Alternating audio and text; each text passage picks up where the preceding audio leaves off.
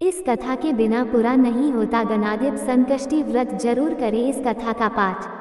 राधे राधे, जय श्री कृष्ण। दोस्तों, मार्गशीर्ष मास की संकष्टी चतुर्थी की प्रामाणिक व्रत कथा जानिए। किस गणेश की पूजा किस रीति से करें।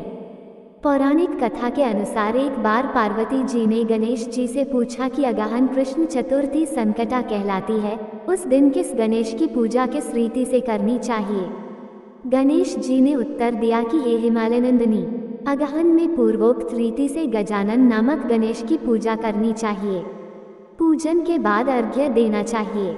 दिन भर व्रत रहकर पूजन के बाद ब्राह्मण को भोजन कराकर जौ, तिल, चावल, चीनी और घृत का शाकला बनाकर हवन कराएं तो वह अपने शत्रु को वशीभूत कर सकता है। इस संबंध में हम एक प्राचीन इतिहास सुनाते हैं। प्राचीन काल में त्रेतायुग में दशरथ नामक एक प्रतापी राजा थे। वे राजा आखेट प्रिय थे। एक बार अनजाने में ही उन्होंने एक श्रवण कुमार नामक ब्राह्मण का आखेट में वध कर दिया। उस ब्राह्मण के अंधे माँ बाप ने राजा को शाप दिया कि जिस प्रकार हम लोग पुत्र शोक में मर रहे हैं, उसी भांति तुम्हारा भी पुत्र शोक में मरण होगा। इससे राजा को बहुत चिंता हुई। उन्होंने पुत्रेष्टि यज्ञ कराया। फलस्वरूप जगदीश्वर ने राम रूप में अवतार लिया। भगवती लक्ष्मी जानकी के रूप में अवतरित हुई। पिता की आज्ञा पाकर भगवान राम, सीता और लक्ष्मण सहित वन को गए, जहां उन्होंने खरदूषण आदि अनेक राक्षस व राक्षसियों का वध किया। इससे क्रोधित होकर रावण ने सीता जी का अपहरण कर लिया। सीता जी की खोज में भगवान राम ने पंचवटी का त्याग कर दिया और ऋषिमुख पर्वत पर पहुंचकर सुग्रीव के साथ मैत्री की। तत्पश्चात सीता जी की खोज में हनुमान आदि वानर तत्पर हुए। ढूंढते ढूंढते वानरों ने गिद्धराज संपाति को देखा।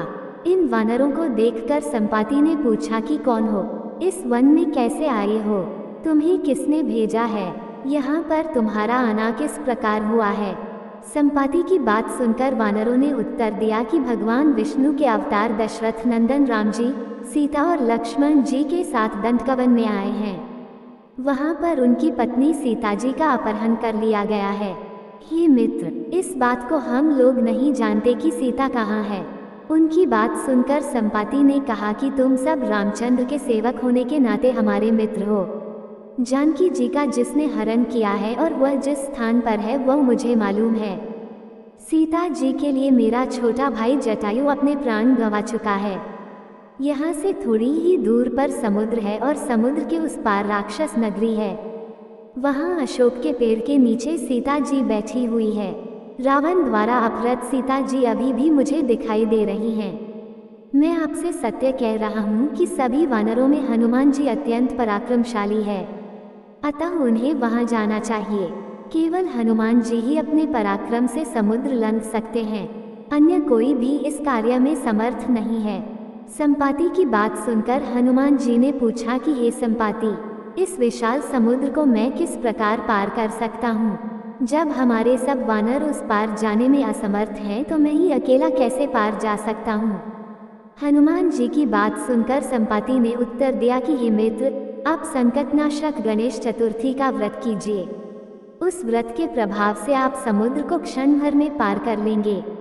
संपाति के आदेश से संकट चतुर्थी के उत्तम व्रत को हनुमान जी ने किया।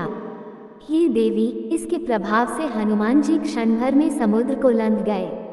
इस लोक में इसके समान सुखदायक कोई दूसरा व्रत नहीं है। श्री कृष्ण जी कहते हैं कि महाराज युधिष्ठिर, आप भी इस व्रत को कीजिए। इस व्रत के प्रभाव से आप क्षण भर में अपने शत्रुओं को जीतकर संपूर्ण राज्य के अधिकारी बनेंगे। भगवान कृष्ण का वचन सुनकर युधिष्ठिर ने गणेश चतुर्थी का व्रत किया। इस व्रत के प्रभाव से वे अपने शत्रुओं को जीतकर राज्य के अधिकारी बन गए।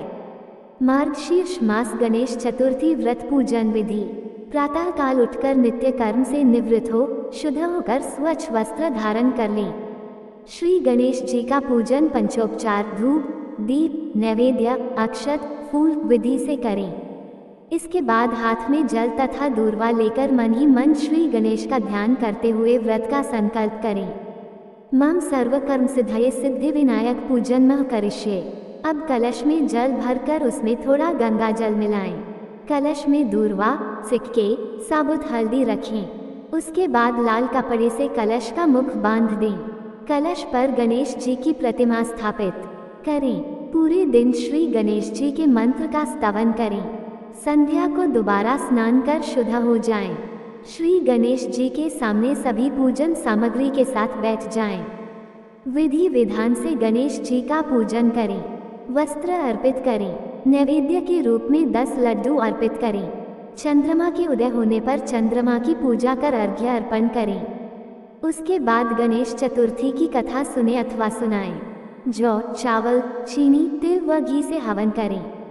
तत्पश्चात गणेश जी की आरती करें।